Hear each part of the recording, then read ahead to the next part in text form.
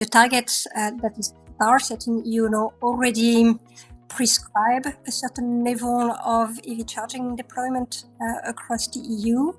Interestingly, they're dynamic targets. What does that mean? That means that as EV uptake progresses, the deployment of EV charging has to progress in unison.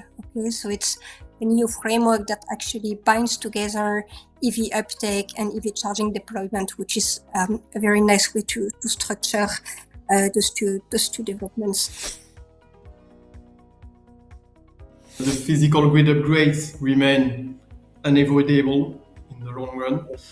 But in my perspective, I believe that smart charging and flexible demand management are critical. They buy us the necessary time to plan, to fund, and to execute this heavy grid reinforcement without slowing down the immediate adoption of electric vehicles today. Right now, the number of chargers is growing, but also its clusterization is growing. So meaning that they are concentrating more and more in economic hubs, leaving some areas in what we call charging deserts. So area where there are no chargers. In the next years, there are grid investments, but we also need to spot areas and have a distribution of charging. There is more capillary that covers better the territories we have with less clusterization.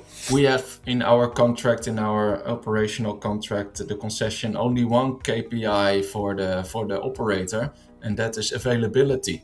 So they have to ensure that within every neighborhood there's always a free socket available, even at the busiest moment in time, to charge your car. One of the most important data point is usage.